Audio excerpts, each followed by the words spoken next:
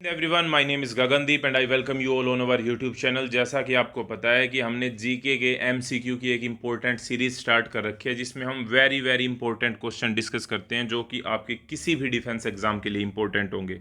और आज की क्लास का जो सबसे पहला क्वेश्चन है वो ये है कि dash is a palace in Jaipur built by Sawai Pratap Singh. Palace आपको पता है हम किसी भी महल के लिए बोलते हैं, तो जयपुर में एक महल है जो बनवाया गया है महाराजा सवाई प्रताप सिंह जी के द्वारा। तो वो जो महल है वो कहाँ पर सिचुएटेड है, वो जो पैलेस है वो कहाँ पर सिचुएटेड है, जयपुर में सिचुएटेड है। तो सवाई प्रताप सिंह ने इनमें से कौन सा बनवाया है? तो इसका जो करेक्ट आंसर होगा वो होगा ऑप्शन नंबर 3, जो हवा महल है वो बनवाया गया महाराजा सवाई प्रताप सिंह के द्वारा, जो कि जयपुर में सिचुएटेड है। जयपुर राजस्थान की कैपिटल है, आपको ये बात पता होनी चाहिए। नेक्स्ट क्वेश्चन की तरफ हम बढ़ते हैं। The river Indus was called dash by the Iranians and the Greeks about 2500 years ago। लगभग 2500 साल पहले जो हाँ इंडस नदी है उसे किस नाम से जाना जाता था, ईरानियंस के द्वारा या फिर ग्रीक्स के द्वारा? तो आपको पता होना चाहिए कि जो ग्रीक लोग होते थे या ईरानियन जो लोग होते थे वो प्रोनाउंसिएशन उसकी इस तरीके से होती थी कि जो आई है उसको वो नॉर्मली एच से प्रोनाउंसिएट करते थे। इसीलिए जैसे ये इंडस जो रिवर है सिंधु रिवर जैसे होगी तो सिंध को हिंद से वो रिप्रेजेंट करते थे। आप इस तरीके से ध्यान रख सकते हैं। इसीलिए कई बार कहा जाता है कि ये जो एरिया है जिसको हम भारत बोलते हैं, हमारा जो प्यारा देश भारत है, उसको वे हिंदुस्तान के नाम से जानते थे। तो ये वाली यहाँ पे बात है। इसीलिए जो इंडस रिवर है, सिंधु नदी जो है, उसको वे हिंदोज के नाम से जानते थे। Option number 4। Indus water treaty अगर आपसे पूछा जाता है तो ये किन दो देशों के बीच में है? ये है इंडिया और पाकिस्तान के बीच में। 1960 के अंदर ये साइन हुई थी, जिसके अंदर जो 5 नदियां हैं ऊपर वाले पार्ट के अंदर, हमारे नॉर्थ पार्ट के अंदर, उसका पानी किस तरह से भारत और पाकिस्तान के बीच में डिवाइड होगा, इसके बारे में चीज़ें लिखी गई हैं। नेक्स्ट क्वेश्चन देखो यहाँ पे, which of the following fall under the phylum cnidarian of the animal kingdom. देखो एनिमल किंगडम के अंदर बहुत सारे एनिमल के किंगडम आते हैं जिसके अंदर डिवाइड किया गया है, ठीक है। और इनमें से ये पूछ रहे हैं, तो इनमें से एक किंगडम होता है फाइलम सिनेंडेरियन। ये जो किंगडम होता है इसके अंदर इनमें से कौन से आते हैं? तो कोरल्स आते हैं। कोरल्स रीफ आपने सुने होंगे, ठीक है। बिग बैरियर रीफ जो कहाँ पर है, ऑस्ट्रेलिया में है, ठीक है। तो इनके बारे में आपने सुना होगा कोरल्स के बारे में। तो कोरल्स जो होते हैं वो किसके अंदर आते हैं? फाइलम सेनिडेरियन के अंदर आते हैं। ये वाली बात आप ध्यान रख लेना। Which Indian finance minister was India's delegate to the world monetary conference at the Bretton Woods in 1944। तो वर्ल्ड मॉनेटरी कॉन्फ्रेंस हुई थी ब्रेटन वुड के अंदर 1944 के अंदर, 1944 में। तो कौन से इंडियन फाइनेंस मिनिस्टर थे जो इन्होंने इंडिया को डेलीगेट किया था उस टाइम के ऊपर? डेलीगेशन क्या होता है कि जब भी कोई व्यक्ति रिप्रेजेंट करने के लिए जाता है किसी कंट्री को तो उसको हम डेलीगेशन बोल देते हैं, ठीक है। वे जो लोग जाते हैं उन्हें इंडिया का डेलीगेशन हमने यहाँ पे बोल दिया। तो कौन से इंडियन फाइनेंस मिनिस्टर थे उस टाइम के ऊपर? 1944 की यहाँ पे बात हो रही है। तो आपके ऑप्शन दिए गए हैं K C Neogy, C D Deshmukh, John Mathai या फिर आर के सन्मुख सेट्टी। तो इसमें से जो करेक्ट आंसर है वो है आर के सन्मुख सेट्टी, उस टाइम पे इंडियन डेलीगेट्स थे। विच of the following is a book by former prime minister of India Indira Gandhi. इनमें से कौन सी बुक जो है वो इंदिरा गांधी जी के द्वारा लिखी गई है? तो अगर आप ध्यान से देखेंगे तो discovery of India Jawaharlal Nehru ji ने लिखी है। Wings of fire doctor APJ Abdul Kalam की ऑटोबायोग्राफी है, ये मैंने कई बार आपको बताया है। डॉक्टर एपीजे अब्दुल कलाम जी की बायोग्राफी है। My experiment with truth Mahatma Gandhi ji ने लिखी है, महात्मा गांधी जी ने। तो ऊपर वाले 3 ऑप्शन तो हैं ही नहीं, तो माई ट्रूथ जो लिखी है वो बुक किसने लिखी है? इंदिरा गांधी जी ने लिखी है। इंदिरा गांधी जी जिनका एसेसिनेशन हुआ था 1984 के अंदर। एसेसिनेशन जब भी किसी का पॉलिटिकल मर्डर किया जाता है उसके लिए ये टर्म यूज़ की जाती है, 1984 के अंदर। और इसके अलावा इन्होंने 1975 के अंदर क्या लगाई थी? इमरजेंसी लगाई थी। ये वाली बात भी आपसे पूछी जाती है। 1971 के अंदर जब भारत पाकिस्तान युद्ध हुआ था जिसमें हमने बांग्लादेश को आज़ाद करवाया था, उस समय पे भी जो प्राइम मिनिस्टर थी वो इंदिरा गांधी जी थी। ये बात भी आपको ध्यान रखनी है। नेक्स्ट क्वेश्चन है यहाँ पे, which of the following statement about tides is incorrect. Tides मतलब जो ज्वार भाटा उठती है ना, किसमें? समुंदर में, तो उसको हम टाइड्स बोलते हैं। तो इनमें से कौन सी स्टेटमेंट है वो गलत है टाइड्स के बारे में? High tides occur when the moon is in its first and last quarter. Low tides are also called neap tides. ये बात ठीक है, बिल्कुल। लो टाइड्स को नीप टाइड्स के नाम से जाना जाता है। Tides are caused by the gravitational pull exerted by the sun and the moon on earth surface. ये इंपॉर्टेंट क्वेश्चन है, तीसरे वाला भी, ठीक है। तीसरी बात क्या है, कई बार पूछ लिया जाता है कि ये जो ज्वार भाटा उठती हैं यानी कि जो टाइड्स उठती हैं समुंदर के अंदर, ये क्यों उठती हैं? ये उठती हैं जो ग्रेविटेशनल पुल एक्सर्ट किया जाता है चांद के कारण और सूर्य के कारण, उसके कारण ये ज्वार उठती हैं। स्प्रिंग टाइड्स ओकर on full moon and new moon days, ये भी बात सही है। लेकिन ये जो कह रहे हैं ना कि high tides occur when the moon is in first and last quarter, ये वाली बात यहाँ पे गलत है। ठीक है, फर्स्ट एंड लास्ट क्वार्टर वाले ये वाली बात गलत है, तो option number 1 is the correct answer, क्योंकि ये स्टेटमेंट हमारी गलत है। बाकी हमको 3 चीज सीखने को मिली कि जो लो टाइड्स होती हैं उनको हम नीप टाइड्स के नाम से भी जानते हैं। टाइड्स होती उठती क्यों है? ग्रेविटेशनल पुल जो सन और मून के द्वारा अर्थ के सरफेस पे एक्सर्ट किया जाता है। और स्प्रिंग टाइड्स जो ओकर होती हैं वो कब होती हैं? फुल मून और न्यू मून वाले दिनों में होती हैं। Microlith were dash used by early humans.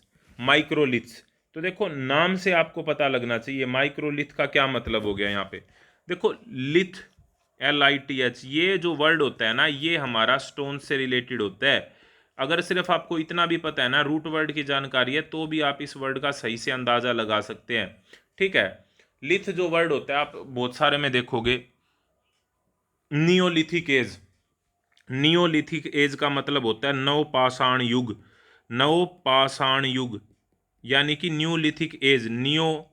Neolithic, नवपाषाण युग आपने सुना होगा, लिथिक एज। एज मतलब युग हो गया, नियो मतलब नया हो गया, लिथिक मतलब पाषाण। पाषाण मतलब होता है पत्थर, आपको पता है।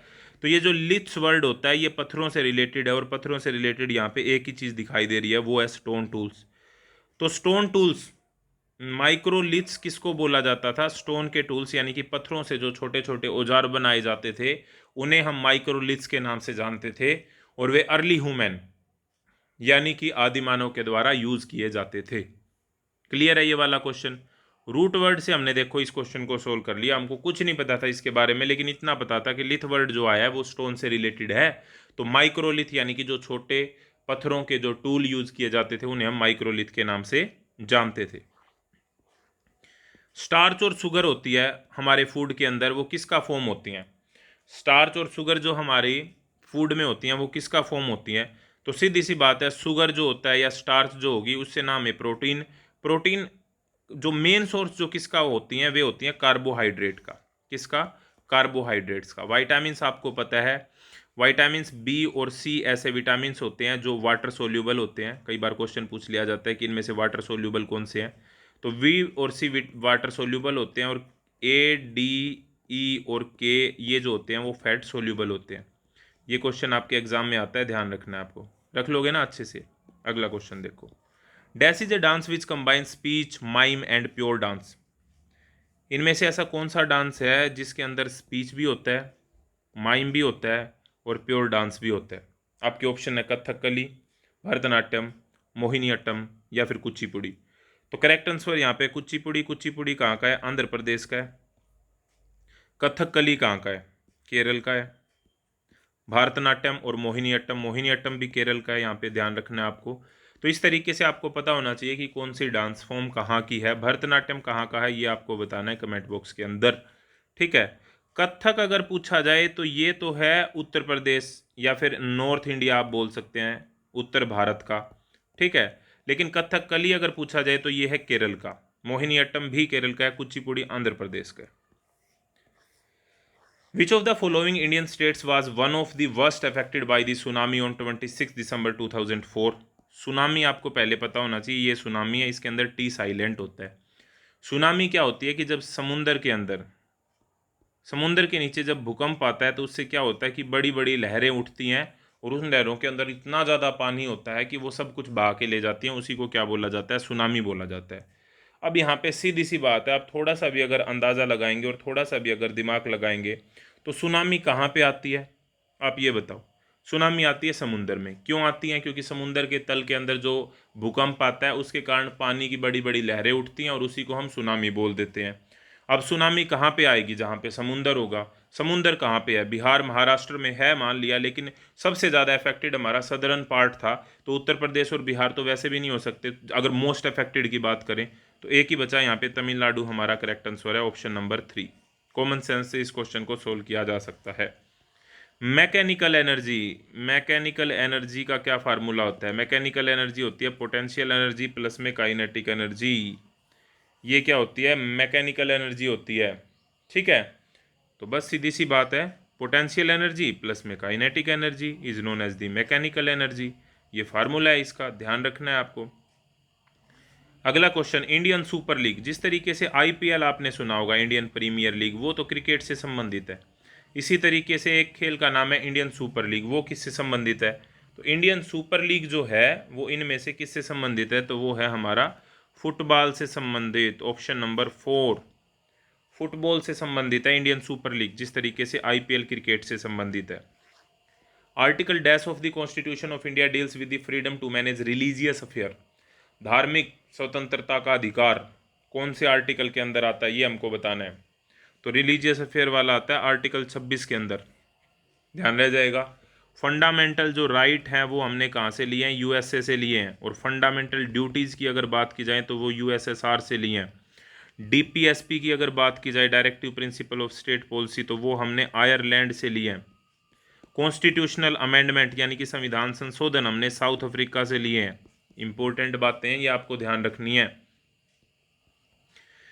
जो फंडामेंटल ड्यूटीज जो हमने ली थी वो हमने ऐड की 42nd कॉन्स्टिट्यूशनल अमेंडमेंट 1976 यानी कि 42वां संविधान संशोधन 1976 में।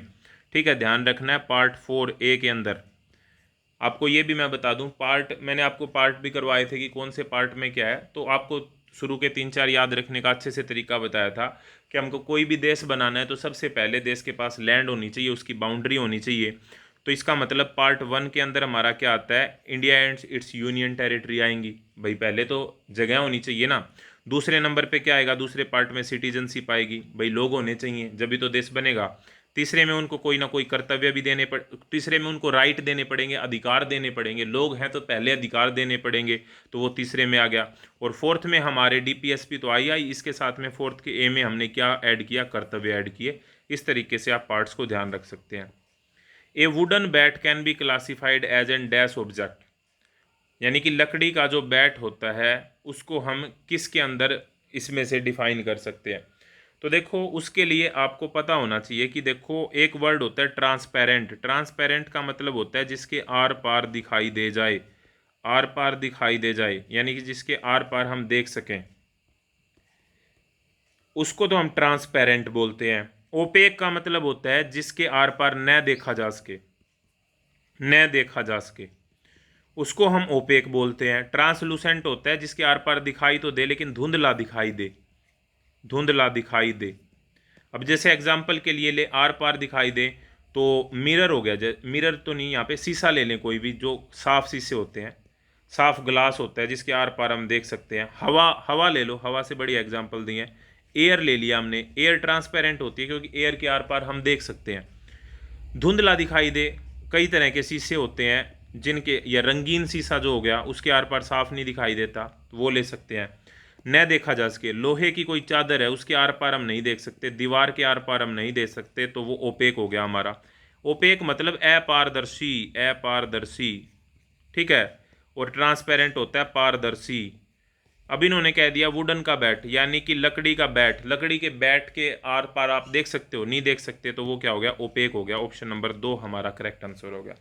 समझ में आ गई ये वाली बात? अगला क्वेश्चन देखो, which part of the constitution of India deals with the citizenship. मैंने अभी अभी आपको बताया पार्ट 1 के अंदर यूनियन टेरिटरीज और अपनी स्टेट्स वगैरह आ गई, दूसरे के अंदर सिटीजनशिप आ गई, तीसरे के अंदर अपनी क्या आ गए? राइट आ गए, फंडामेंटल राइट आ गए, चौथे के अंदर डीपीएसपी के साथ साथ क्या आ गए?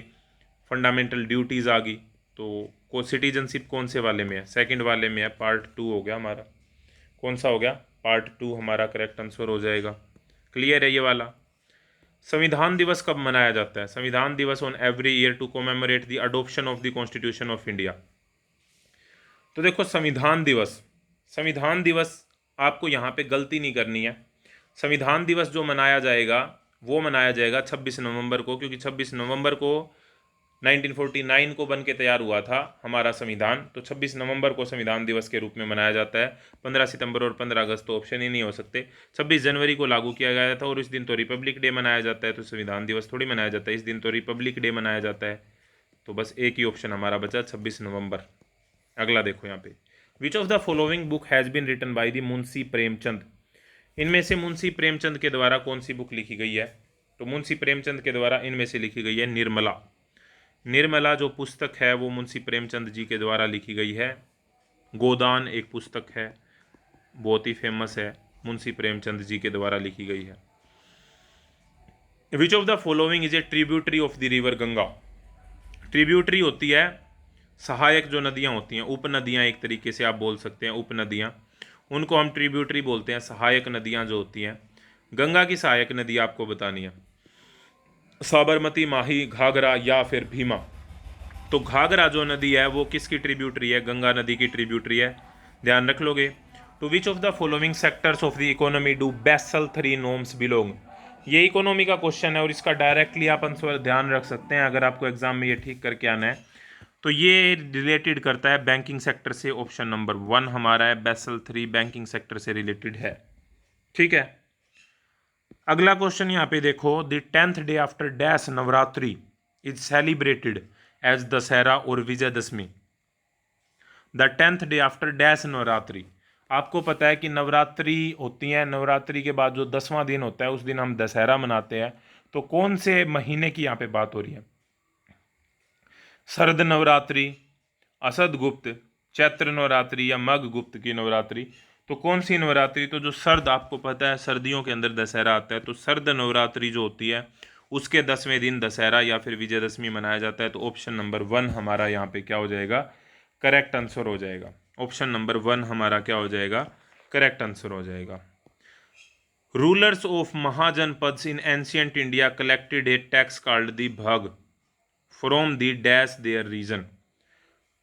एक ये टैक्स का नाम है भाई, भाग जो हो गया यहाँ पे, टैक्स का नाम है। महाजनपद जो होते थे, सुना होगा आपने, एंशियंट इंडिया के अंदर, प्राचीन भारत के अंदर वो टैक्स कलेक्ट करते थे जिसका नाम होता था भाग। वो किस क्षेत्र से कलेक्ट करते थे? फार्मर से लेते थे, हर्डर से लेते थे, क्राफ्ट पर्सन से लेते थे या शिकारियों से लेते थे?